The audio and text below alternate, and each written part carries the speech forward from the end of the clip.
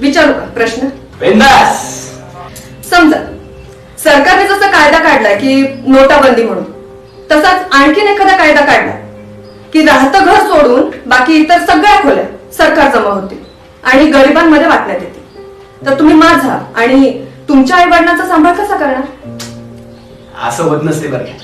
आणि समजा झालंच ना तर आमची हवेच्या कडेला 4 एकर आहे, ती बघू ना. ती बघून आहे ना आपल्या सगळ्यांचं आयुष्य बसून जाईल, बसून. पिढ्यानपिढ्या शेतीवर जगणारे आपण, आणि तुम्ही तीच शेती विकणार. नाही, त्याच्यामुळे आपली पिढी तर पुढे जाईल, पण आपल्या नंतरच्या पिढीचं काय? बर, ते जाऊ. आणि समजा तुमची ती 4 एकर जी आहे ती पण सरकार जमा झाली तर? असं पुढे होत असतं का? आणि बघ त्याचं काय टेन्शन घेऊ नका.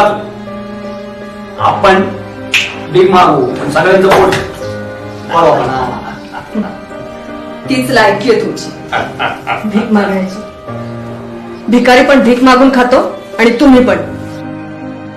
तू जर म्हणाला असतास ना माझ्या मनगटात दम आहे, कष्ट करून तुझं पोट भरेल, तर आत्ता हो म्हणाले असते तुला. ये मासे लय बोल तू. तुझ्या सकाळी ना तुझ्या घरदारांना तुझ्या आई बापाला इतका घेईन मी. तू आई बापाला विकत घेणार? अरे आई बापाला विकत घेणारा या जगात जन्माला यायचा आहे अजून, कारण त्यांची किंमत कोणीच करू शकत नाही. आणि तुमच्यासारखे भिकारी काय विकत घेणार आहे आई बापाला? आणि आबा, तुम्ही मला असल्याच्या गळ्यात बांधायला निघाला?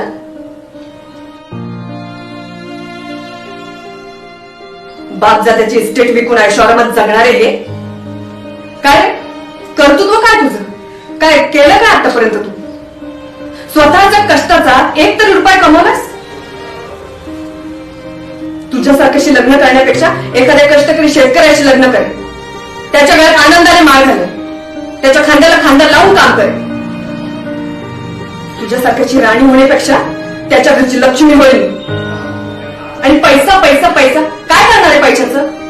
पैशाने काय सुख विकत घेता येतं? पैशाने तुम्ही गाद्या विकत घ्याल, पण झोप ती कशी मिळवणार?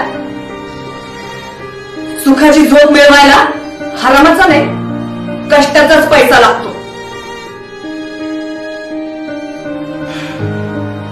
एवढा पाहुणचार पुरे की अजून काय ऐकून निघणार आहात?